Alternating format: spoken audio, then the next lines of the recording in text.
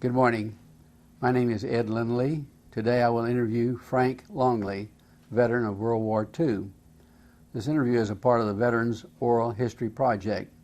The interview is being conducted in the Riley County Office Building, located at 115 North 4th Street in Manhattan, Kansas. The camera operator for the recording is Dana Doddridge. Today's date is 23 September 2003.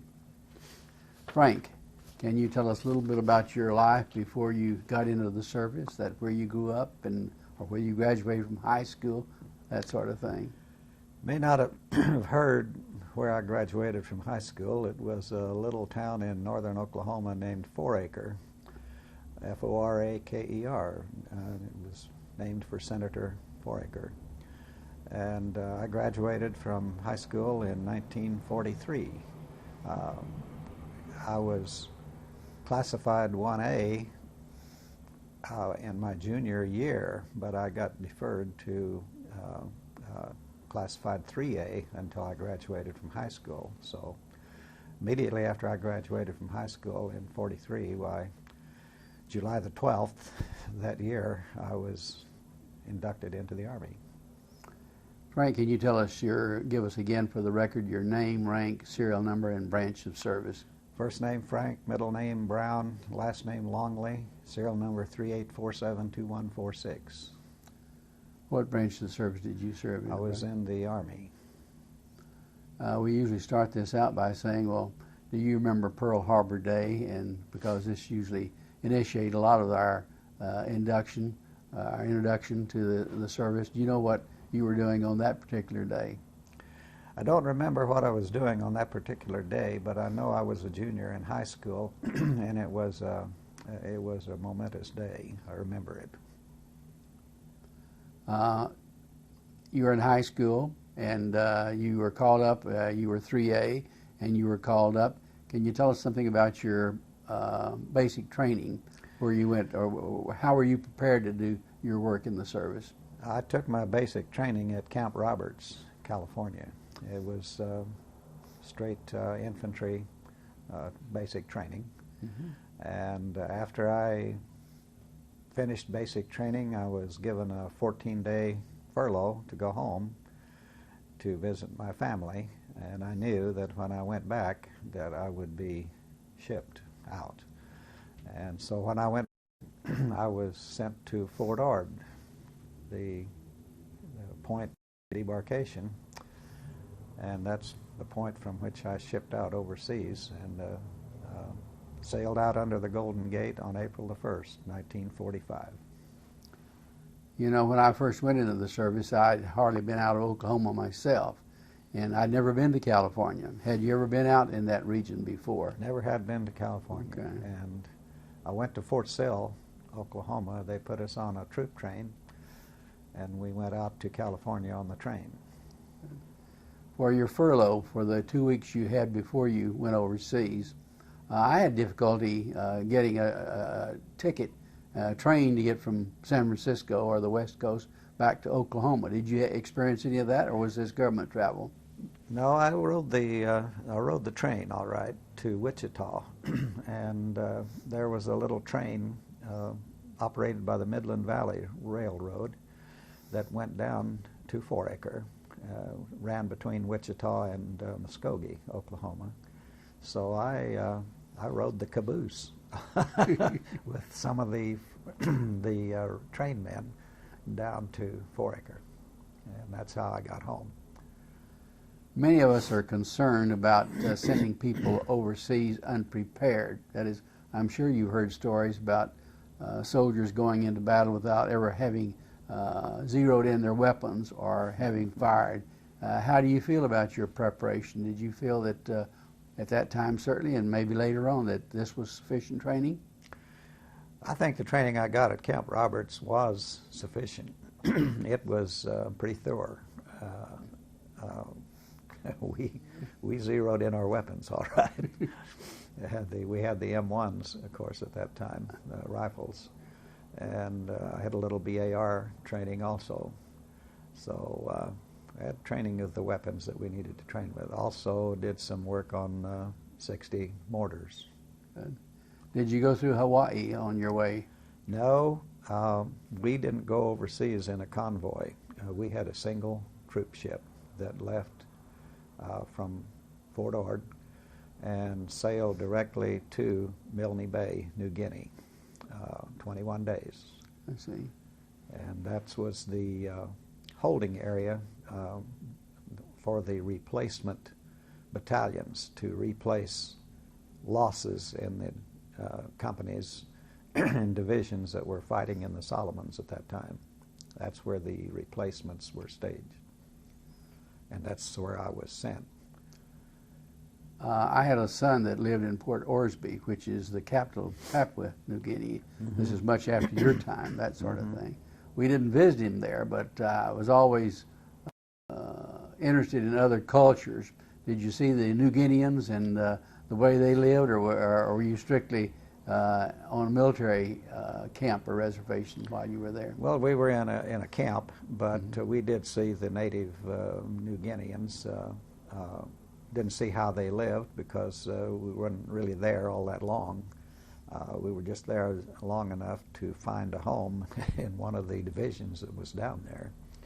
And in my case, that was the 40th Division, which was operating down in Guadalcanal and Bougainville and New Georgia, down in the Solomons down there. They had been through that campaign, and they'd been sent back to New Britain, to Cape Gloucester, New Britain, for rest and recuperation and to train, to do field training for the attack on the Philippines, because we knew that was coming up. You were an infantry soldier. Were you assigned to an infantry regiment? Yes, I was.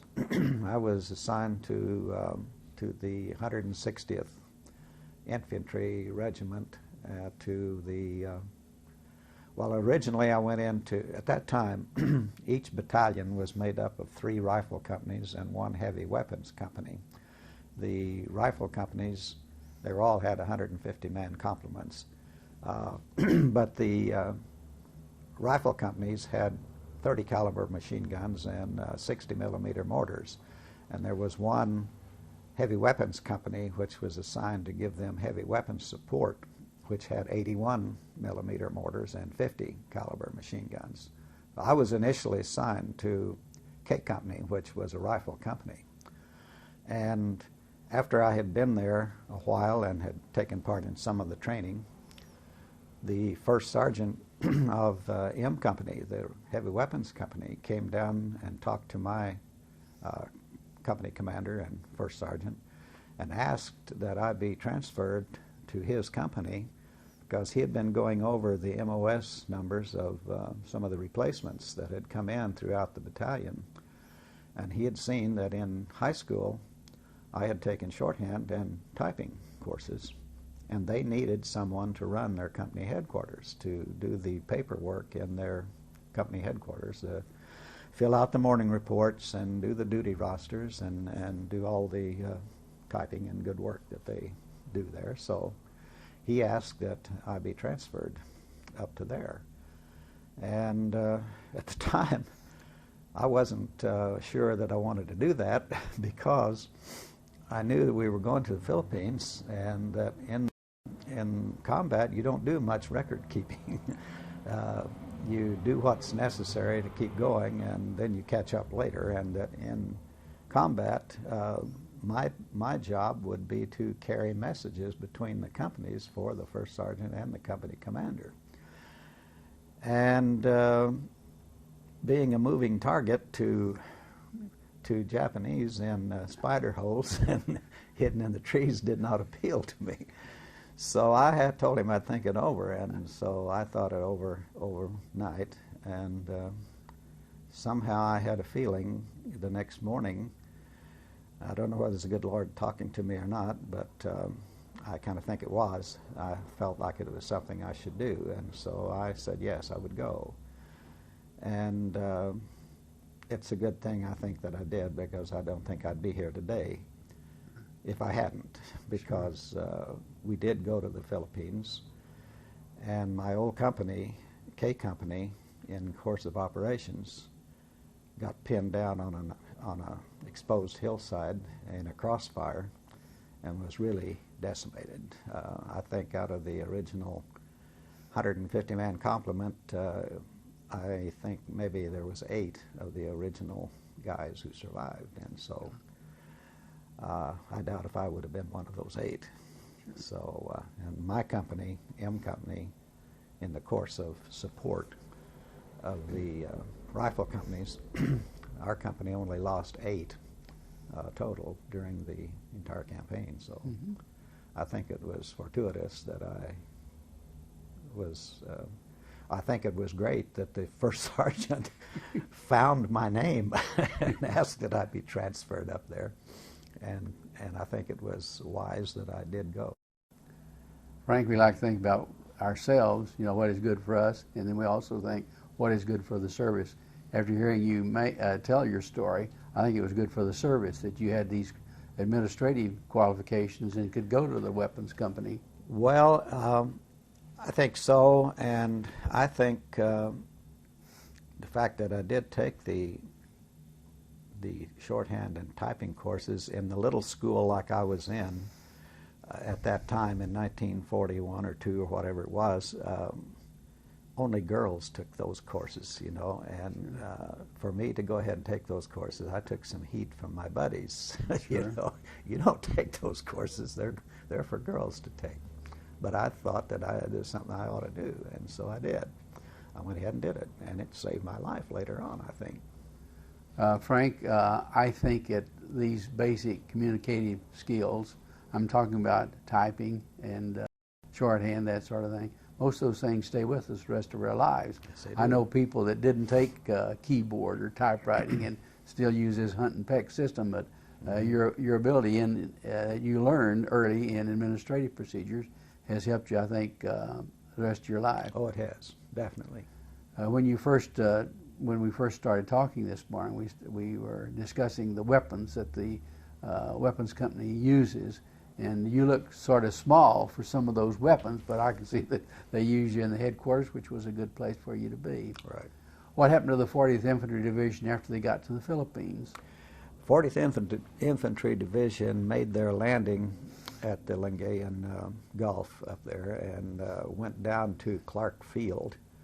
And at that point, the Army sent the 1st Cavalry on to Manila, and they sent our division up into the Zambales Mountains to clean out the Japanese that had taken to the mountains. I see. And then after that was accomplished, then we were sent to the middle Philippines, down to the Visayas, to Los Negros and Iloilo.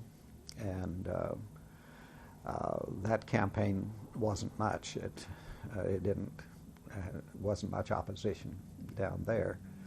But after it was over, then our division began taking amphibious training for the attack on Japan. And that's what we were doing when the atomic bombs were dropped on Nagasaki and Hiroshima. All the soldiers in the Pacific have great memories about the atomic bomb and its use against Japan. How do you feel about this, personally? About the use of it? Yes. Killed a lot of people, innocent people. On the other hand, if it hadn't been dropped, there would have been a lot of American soldiers killed. Probably me, because we found out after the war was over that our division, or our regiment, was slated to make a diversionary landing on the coast of Japan to divert attention from where the main attack was going to be.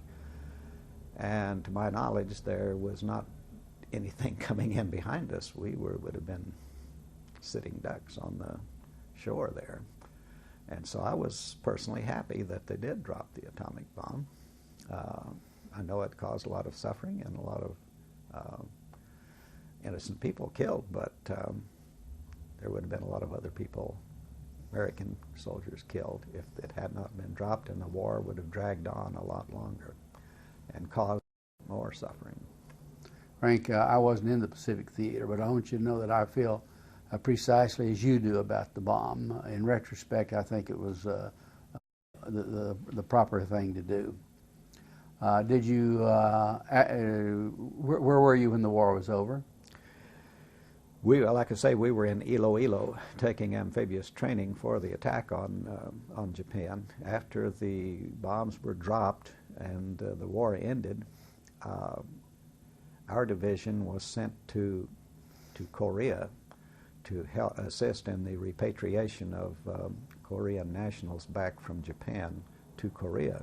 Mm-hmm. We went to Busan, Korea, and when we got there, apparently someone in regimental headquarters had heard about my abilities in the company, because they had me transferred to regimental headquarters to serve as the court-martial sergeant up there. Mm-hmm. That job is somewhat like the court reporter used to be. They would attend the court trials and take all the proceedings down in shorthand and type it up and for filing. That's what I did at regimental headquarters, is go to all the court-martials that were performed and take down all the testimony. Sometimes had to read it back to the officer who was in charge of the jury, which meant I had to take it down right. And so it was an interesting job, because there were some interesting court-martials that were performed there. Well, again, you know, we like to think of people being put in the, if he's a round peg, he ought to be put in a round hole, right. And this happened right. In your case. Were you given any leave while you were overseas? No leave. From the time I went from California to Milne Bay, never had any leave. There was some time. I broke my finger overseas, and it wasn't duty related. It was horseplay in the squad tents, wrestling and this sort of thing. It broke this knuckle, and so I went to the hospital there in Milne Bay, and the doctor there advised me that it would be better to just let it go, because it didn't have anything to do with the operation of the finger. I could type and everything, so I just let it go. I never did have it repaired. I was getting off on a tangent there. You are right-handed, are you not? I'm right-handed. And you sometimes think that the left hand doesn't matter all that much, but in typing it's 50% of the letters, that sort of thing. Where were you when the war was over? Were you in Korea then? We were in Iloilo. I see. When they dropped the bombs. And how do you feel about the routine that was set up by the services for people returning back to the States? What was your experience in getting home? I think it was about as fair as there could be. They established a point system based on service and that type of thing. And when you got enough points accumulated, you went home. And so that's what happened to me. After we got to the Philippines, then people went home according to their point count, and that was why I went to regimental headquarters, was because the sergeant who was there before me had accumulated enough points to go home, and they needed a replacement, so they brought me in. And the same thing happened to me. And when I got enough points, I went home and somebody replaced me, and that happened. I think it was Thanksgiving Day in 1945 that our ship left to go to Fort Lewis, Washington. Mm-hmm. You didn't get to Japan then? I didn't see Japan. I don't think that's necessary, of course, no, except we have lots of stories about it, but never saw it. Sure, that's all right. And on the way home, I experienced the first storm at sea that I had ever. We ran into a typhoon on the way across the North Pacific to Washington, and it was pretty awesome. I had never seen waves that big in my life, and so I stayed below pretty much most of the time. although that wasn't too exciting either, because there were a lot of soldiers on there that were seasick. Yeah. Fortunately, I was never prone to being seasick. I know a lot of people that can just get on a ship and they get seasick, but even in that storm, I never had any feelings of seasickness. And Frank, so I grew up in Stillwater, Oklahoma. When I was growing up, we were always talking about tornadoes. Mm-hmm. Is a tornado on land somewhat like a hurricane at sea, or can you compare these at all? No. No, the storms at sea, the typhoons and so forth, the wind feels like it's a straight wind because it's so big. Yeah. It's way in a circle, but the circle is so big that the wind feels like it's coming straight.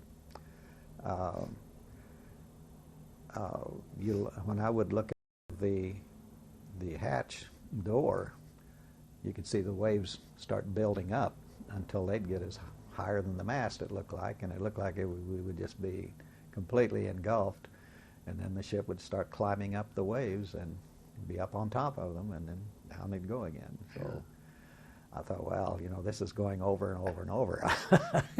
You've seen it once, you've seen it all. So I just stayed below until it was over.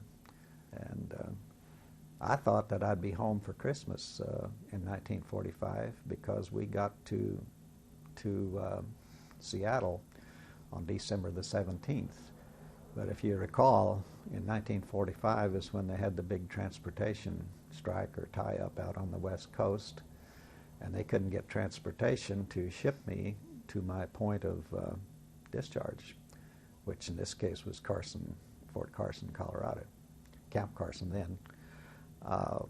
So I stayed at Fort Lewis there from December the 17th till after the first of the year. Fortunately, I had my mother's sister, my aunt, lived in Tacoma, and so I could get a pass every evening and go visit my Uncle Harley and my Aunt Ruth. So it wasn't a real dead time there. Mm-hmm. It's just that I didn't get home for Christmas, and so it was after the first of the year before they put us on a train and sent me to Camp Carson, where I was discharged on January the 4th of 1946. Frank, at discharge, certain awards, attributes are recorded. Were you fortunate? I think one of the most respected badges that an infantry soldier can have is the combat infantry badge. Were you able to attain this? Yes. Okay. Do you want to say anything else about, we also have battle honors, that sort of thing. Mm-hmm. Can you mention any of those they have received? No. Of course, I had all the ribbons for... That's what I'm thinking about. These are important to me, of course, and I know they are to you. Ribbons for the areas, the fields of mm-hmm. the fields of excuse me, the fields of battle that we went through. I had all those ribbons, mm-hmm. but you know, no, I didn't get the Purple Heart, fortunately, and no other of the commendation medals. That's right. I had the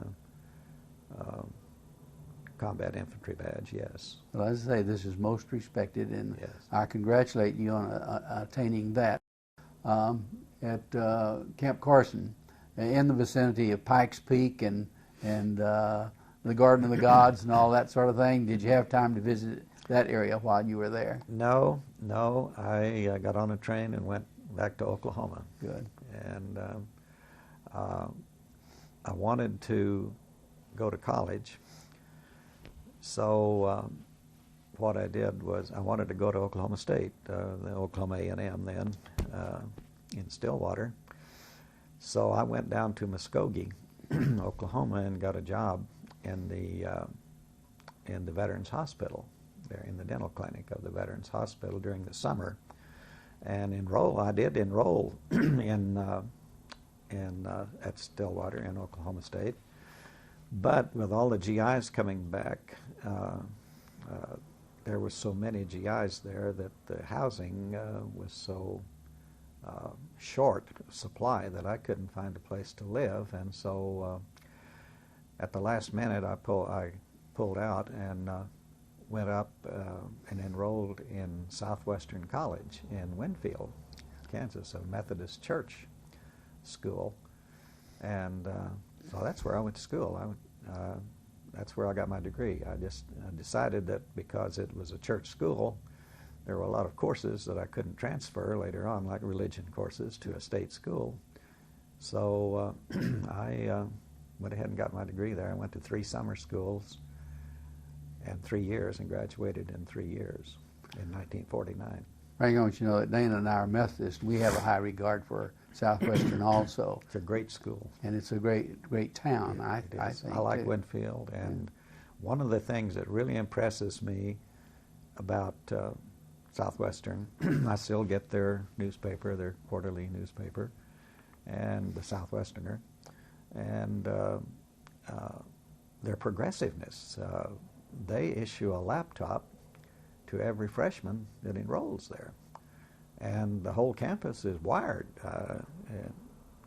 I mean, they can take their laptop out on the steps of Richardson Hall and do their homework on their laptop, because they don't have to be to an outlet. It's really, I think, really a great thing. It's a really progressive school. Do you ever go back to reunions? Does this mean a lot to you? I went to my 50th reunion in 1999. Went to the football game, and being K-State supporters, we used to wear our purple and white and go to the Southwestern games because that's their colors also. Colors. Can you tell us about what you did after the service? After the service, after I graduated from college, I went to Tulsa and worked for American Airlines in their ticket auditing office there for several years, and then went back to Ponca City and went to work with Continental Oil Company, Conoco, in 1994. Mm-hmm. And after I'd been there about 6 or 7 years, they started their oil venture in Libya, North Africa. And they formed a consortium with 3 other oil companies, Shell and Amerada and Marathon of Ohio, to explore for oil in the Sahara Desert in Libya and produce it and ship it to the coast. And they didn't have enough natives, Libyans, who could run their offices over there and do the accounting and office work and so forth. I was an accountant, and I had majored in business administration in college. So I went over to Libya with their operation in 1961 to Tripoli. And I lived I got married. My wife was from Ponca City, and I got married just before I went over there. And so we went over to Tripoli and lived there 9 years in Tripoli. What was the name of that air base? Wheelus, I think. Wheelus Air Base. Were you there? Didn't live on the base, no. Yeah. We lived in town. We lived on the economy in town. Mm-hmm. There was an area in Tripoli there that a lot of Americans lived. There was an awful lot of Americans there. Not Americans, but all kinds of people over there working for oil companies, including Americans. There are some English companies, French companies, Dutch companies, and so forth. So there was a big expatriate population there, and there was a general area where a lot of them lived. And we just rented villas there. I could see the Mediterranean Sea from my front yard. So it was an enjoyable experience, because at that time Libya was pro-Western, had a king, based somewhat on the order of Great Britain, Parliament, a king, who was a figurehead. But so it was, the people were friendly. You could go down into the old city and shop, and where those narrow streets were, some of them covered over, and feel no danger whatsoever. But when Gaddafi staged his coup, it changed everything, and so we left because of that. How many years were you in Libya, and do you speak any Arabic at all? Got where I could understand a lot of it. I never could. My wife could speak more of it than I could because she can't stand not talking with people. She had to learn enough to talk, sure. But I could really understand a lot when I would hear it, and made a lot of Libyan friends. Well, women deal with the that is groceries and cooking and that sort of thing. Right. They're subjected more to intercommunication with those people, I think. Right. She could go down into the old city and talk street Arabic with the merchants down there, and they appreciated that. They liked people who would make an effort to learn their language. Wheelus is near what city? I'm reading a... Tripoli. Which one? Near Tripoli. Tripoli, It was okay. outside of Tripoli. And Tripoli, of course, is the capital city. Right. Yeah. There were two capitals, Tripoli and Benghazi. Benghazi was where most of the government was located. But we had said when we first went over there that when Wheelus left, we would leave because we didn't feel any security otherwise. And so the first thing that Gaddafi did when he took over was they had to leave, and he gave them until June 30th of 1970 to close. And so I turned in my resignation in January of 1970. Wheelus left. Wheelus closed at June 30th, and we left in August, middle of August. Did you come back to Ponca City? Came back to Ponca City, and I had split with Conoco at that time because they wanted to bring me back to Ponca City, to their office there, and I didn't want to go back there because I felt like I was in charge of the general accounting office over there in Tripoli when I left, and I thought that I wanted to stay international. I knew they had places like Singapore and places like that, and I wanted to stay overseas. And so we had a difference of opinion there, and they wouldn't budge, and I wouldn't budge, and so I left Conoco, and well, we spent 2 weeks in London on our way home, and it was there that the controller in Tripoli called me at the hotel in London. He said, well, Conoco won't change their mind, and I said, well, I won't change mine either. So I lost a job while I was on the way home. But anyway, when it came back, I thought, well, I don't have to work for an oil company. I'm an accountant. I can work anywhere. And so I decided that with two little girls, one of them about 10, 12 years old, that I'd like to get located in a town that had a good university where they could stay at home and go to school. And so I started sending my resume around to places where I thought I'd like to live. And K-State was one of them that I contacted, and the controller called me around Christmas time of 1970 and asked me to come up for an interview.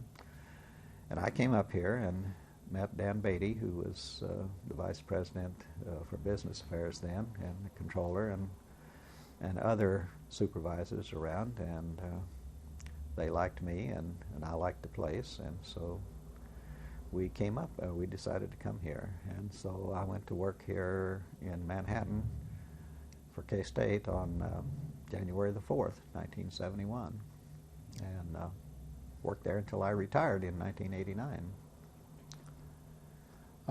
Frank, before we leave, we want to talk about the GI Bill. When you studied at Southwestern, did you use the aspects of what you could get from the GI Bill? Oh yes, oh yes. It paid for all my tuition and books, and that was a lifesaver for me because I would have had to work to provide all that if it had not been for the GI Bill. And that was a major service to me. It really was.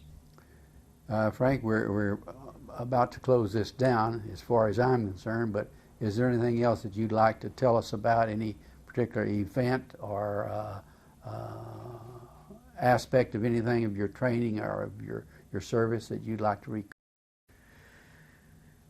Well, the only thing I can say or would like to say is that for me, since I suffered no ill effects as far as physically is concerned from my time in the Army and in the war, that it was beneficial for me because I went into the Army a boy and I came out a man.